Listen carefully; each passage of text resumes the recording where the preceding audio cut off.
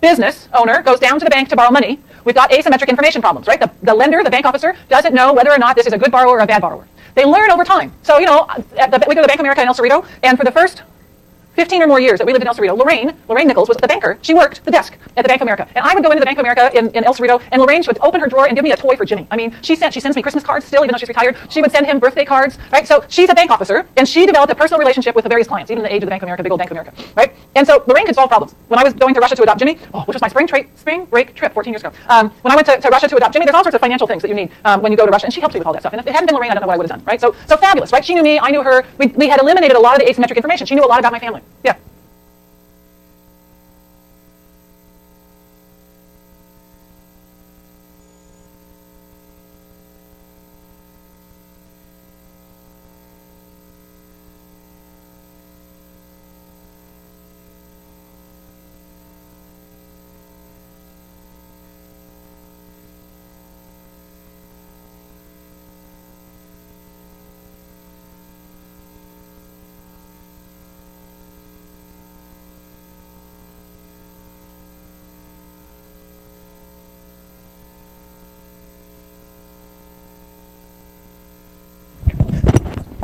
I heard it. Thank you. Did it go out a long time back? No. Oh, good. Okay.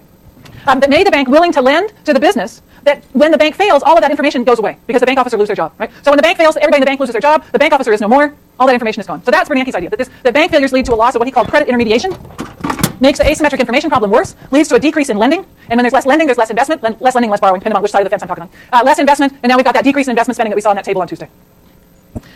Interesting to look at and compare the chart we've seen before on the left, which is the number of banks, with the new chart on the right, which is bank lending. So I talked before about how the number of banks in the economy started to go down in 1920, right? It peaks in 1920 and starts to decline, sharper decline 1929 on, but there was quite a decline from 1920 to 1929. Now look at the right-hand side. Look at what happens to lending. Even though the number of banks is going down from 20 to 29, the amount of lending is going up. So the drop in lending doesn't go hand in hand with the drop in the number of banks in the early period, but the drop in lending goes hand in hand with the number of banks in the later period. So Bernanke's saying that the bank failures in 29 to 33 lead to less lending because the bank failures in 29 to 33 are taking away these loan officers who know an awful lot about the potential borrowers. Fabulous story. Lots of graduate students still figuring out ways to test it. Because the criticism of this is, but wouldn't those bank officers get hired someplace else? I mean, if Lorraine lost her job at a bank that failed, the bank down the street would be pretty smart to snag her up and hire her down there, right? So that it's not clear that the community loses that information, even if one of the banks in the community fails. So to really get at this would take looking at employee records bank by bank, including failed banks. That data's not out there. So people have various ways they've been trying to test this for the last 30 years. Yeah. Yeah. Yeah. I think so. What's the key difference between the 20s when there's a lot of bank failures but not a decline in lending, and the 30s when there are bank failures and there is a decline in lending? I would suspect, not for sure, but a hunch, would be the difference between illiquidity and insolvency. That those banks, when we looked at the David Wheelock's piece on Kansas banks, that was really about banks that became insolvent because the lending they had done was for agriculture and agricultural loans went bad. So I suspect that's really where you're going to get the difference. Don't know, hunch. Okay. What else do we have? Another reason for investment decline. Last one. Oh, no. Another reason for investment decline. So the first reason for investment decline is Ben Bernanke's loss of credit intermediation. Another story about investment decline is Barry Eichengreen. And Barry Eichengreen is the master of the gold standard. If you want to understand the gold standard, you talk to Barry Eichengreen, because he understands and knows more about the gold standard in history around the world than anybody else ever born, or ever will be born, ever. Yeah. So the notion of the gold standard is that paper currency had to be convertible into gold. You look at old dollar bills from before 1932, and they say gold certificate at the top, that it could be converted into gold. When the various countries are on the gold standard, it means that those countries have fixed exchange rates. So how much a dollar exchanges for a British pound depends upon a dollar's worth this much gold, a pound's worth that much gold, and that determines how much the dollar exchanges for the pound. I'm not going to do all of the fine, wonderful monetary theory here. I'm just going to do this real quickly. In order to maintain those fixed exchange rates, central banks have to be willing to intervene in currency markets, and in particular, they have to be willing to adjust their interest rates in such a way that the amount of gold that's going in or out of the country is not excessive. That's the best way to say it. The pressure that put on the United States was to keep their interest rates high. So that was part of the why the Fed didn't, keep interest rates low in the back that sentence up. What pressure does this put on the Fed? In the 1920s, I said they held interest rates too low until 1928. That was because of the gold standard pressure. Then you get to 1931, what happens is England goes off the gold standard. There's a concern that the United States will go off the gold standard, which they eventually do. The concern that the United States is going to go off the gold standard starts to lead to a flow of gold out of the United States. When the country's on the gold standard, that's going to lead to a necessary contraction of the money supply. Nobody wants that to happen. And so the Fed increases interest rates in an effort to stem the gold outflow. Explaining to you in convincible detail how an increase in interest rates stems a gold outflow would take me a good 30 minutes.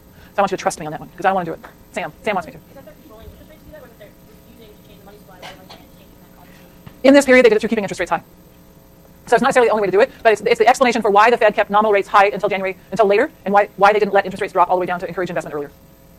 That's the best I can do for you. Okay. That's Professor Eichengreen. All right, so that's another story. So we've got Bernanke's story about credit intermediation. We've got Eichengreen's story about they kept interest rates high in order to prevent a collapse of the gold standard. We eventually go off the gold standard under Roosevelt, but we don't go off the gold standard until after Roosevelt is inaugurated. All right, all of that was about severity. So all of today up until this minute and the last half of Tuesday was about why so severe. Why did we go down so far? The last question, I said there's 3 questions. The last question is why so long? Why did it take so long to get back to baseline? One set of literature in this regard looks at the recovery from 1933 to 1942 and says, oh my goodness gracious, it took us 9 long years to get back to full employment. Why did it take so very long? The sort of support for thinking of this as a very slow recovery looks at these unemployment rates and says, oh my goodness, look at that. Unemployment rates in excess of 10% throughout the decade of the 1930s, that it's not until 1942 that real GDP returns to trend.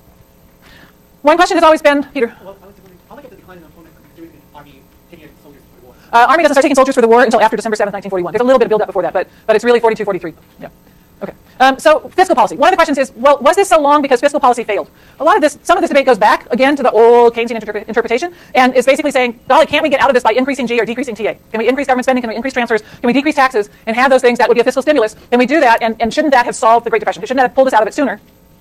And since it didn't pull us out of it sooner, doesn't that mean that fiscal policy is impotent, useless, doesn't have any effect? So 3 points. One is that fiscal stimulus was essentially absent until World War II. That aggregate demand, C plus I plus G plus net exports, aggregate demand increases only when the deficit gets larger. Not when the deficit exists, but when the deficit increases from year 1 to year 2, that's when aggregate demand increases from year 1 to year 2. Having a deficit, if the deficit is $5 billion in year 1 and the deficit is $5 billion in year 2, there's no fiscal stimulus there. It has to get bigger. There has to be an increase in G, an increase in TR that's not offset by an increase in TA.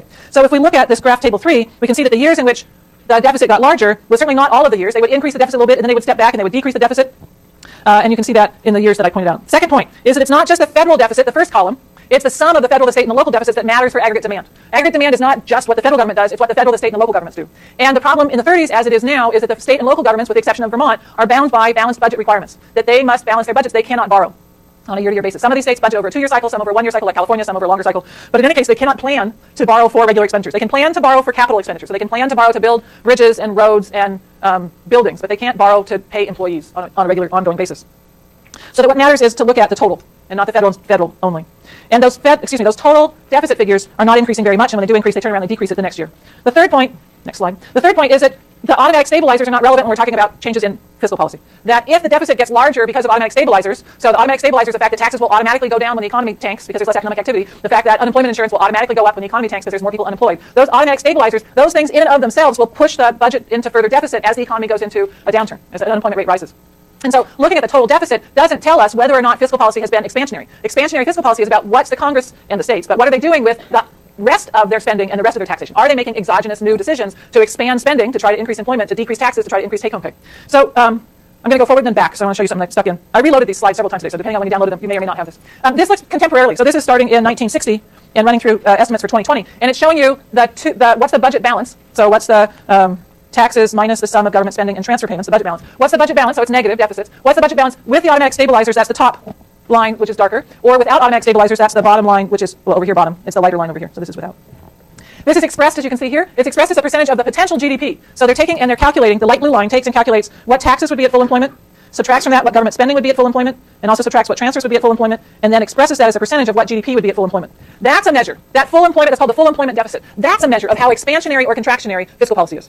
The automatic stabilizers, that stuff's just built in. That's not telling you about whether policy is expansionary or not. It's just the built-in stuff that makes the cycles less severe. So that idea of looking at the full employment budget deficit, calculating the hypothetical or counterfactual values of G and TA and TR and comparing that with the full employment amount, that actually starts back here in 1956 with an article by Kerry Brown who looked at fiscal policy in the 30s. And he's the one that first said, if we want to assess whether or not fiscal policy is truly expansionary or contractionary, we need to not look at just the values of the budget deficit. We need to look at what it would be if the economy was at full employment. So what would government spending be if we weren't in an unemployment crisis? What would taxes be? What would transfers be? The G is unlikely to change. So G at full employment, G in the contemporary period, actual period, unlikely to be different. It's the taxes and the transfers that really change. And in that case, once again, we're looking for increases. And so we're looking to see when does the government add an extra oomph to the economy. So we're looking for increases from one year to the next in that last column in table 4. 1931 is 1 year. That gets smaller, then it gets smaller, gets a little bigger here in 1934, it's the same, gets bigger here in 1936, it's smaller, and expansionary here. In 31 and 36, which are the 2 years when there's truly some sort of expansion, truly expansionary fiscal policy, what's happening in those years is those are the years in which the federal government paid those bonus marchers. So that's when the bonuses were paid to the World War I vets. Gave them additional money. One of our graduate students, Josh Hausman, who's just now on the market, going off to the University of Michigan next year. Yahoo. So what Josh has done in his graduate thesis is he's looked at the impact of that did you guys do this in 134 as well? Yeah, okay, today? Oh, he's a GSI. Okay, so anyway. So what Josh did in his PhD was he looked at what was the impact of those veterans' bonus payments in 1936, because we can see from Kerry Brown's chart that there's an increase here from 35 to 36 in how expansionary fiscal policy is, but that doesn't necessarily tell us that expansionary fiscal policy has an effect on spending. So what Josh does is he looks at whether or not, using a family level survey, is able to look to see whether or not the people who received these veterans payments spent that money. The veterans bonuses were about $500 each. They were given out as that's money that you can spend. $500 was about the same as the average annual income per person in 1936, and you could buy a used car for $500. So what he finds using these family level surveys is indeed that the counties in which there were lots of veterans who received these bonuses are the same counties in which there was a spike in car sales.